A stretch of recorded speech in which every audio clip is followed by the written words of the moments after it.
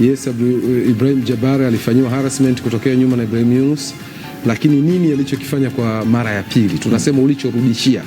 Kwa Kiingereza wanasema retaliation. Simba Sports Club hii leo wamefanikiwa kupata alama 3 na kufanikiwa kufikisha alama 6, wakipaa mpaka kileleni mwa msimamo wa ligi kuu Tanzania bara wakiwa na jumla ya alama 6. Lakini licha ya matokeo hayo waliyopata, Simba wanayo rekodi nyingine ya kupata kadi nyekundu 2 katika michezo mitatu ambayo imechezwa katika msimu huu wa mwaka 2026-2027.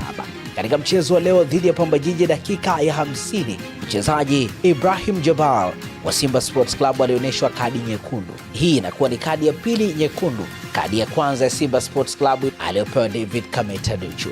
Lakini kwanza tuitazame kadi nyekundu ya hii leo. Je, inastahili kuwa kadi nyekundu? Huyu hapa Godrison Moro anaichambua namna ambavyo tukio hilo lilivyokuwa. Bahati nzuri video iko clear kabisa. Wameruka kugombea mpira wa 50 kwa 50. Yes, Ibrahim Jabara alifanyiwa harassment kutokea nyuma na Ibrahim Yunus, lakini nini alichokifanya kwa mara ya pili? Tunasema ulichorudishia. Kwa Kiingereza wanasema retaliation. Yes, muamuzi anaweza kuwa hajaliona tukio, una retaliate. Inaweza kuwa hajamgusa, lakini intention, kusudio lilikuwa nini? Kusudio lilikuwa ni wewe kumdhuru katika namna ambayo sio ya kimichezo, kwa sababu kwenye foul and misconduct sheria namba 12 kati ya zile 17 za IFAB zinazungumza tukio kama hili. Hiyo unasema ni play in a dangerous manner. Baada ya kukamilika kwa dakika 90 za mchezo huo, Simba ikipata ushindi, lakini moja kati ya nyota ambao wamecheza vizuri ni mchezaji Libase Gay, ambaye hii leo amehusika katika magoli yote mawili ya Simba Sports Club na pia amekuwa man of the match. Dakika 90 za mchezo huu, hii hapa ni tathmini ya makocha wa timu zote mbili wakizungumza namna ambavyo wameona timu zao zilivyocheza kwenye mchezo wa leo. Thank you. Obviously very happy with getting 3 points.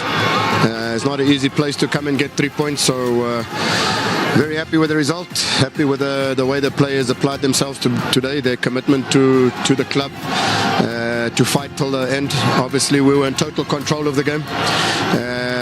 Unfortunately, when we got the red card, we had to sort of adjust a little bit. And I still felt that we were the team that looked most likely to score. Obviously, them getting the penalty put us under a little bit of stress for the last 15-20 minutes.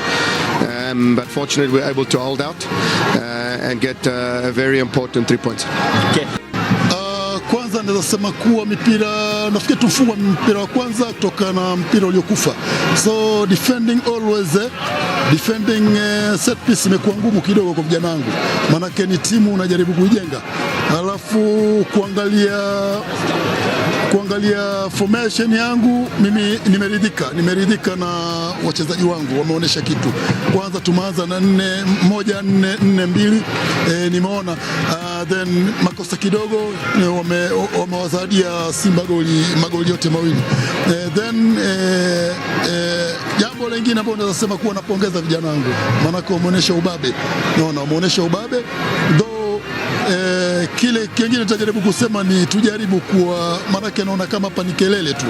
Referee yuko ndani, wewe kocha peleka kadi yako kama kuna malalamiko, lakini nakuwa kelele tu hivi na hivi, no, haionyeshi picha nzuri, maana wale watu ambao tunaita kama viarati. Kazi yetu ni kuendelea kukupa up to date zaidi toka Zamani TV. Taarifa zaidi utazipata pale ambapo utasubscribe na kubonyeza alama ya kengele. Taarifa mbalimbali zinapatikana hapa. Michezo pamoja na burudani ni sehemu ambayo tunakupa information, lakini pia taarifa mbalimbali zinapatikana hapa.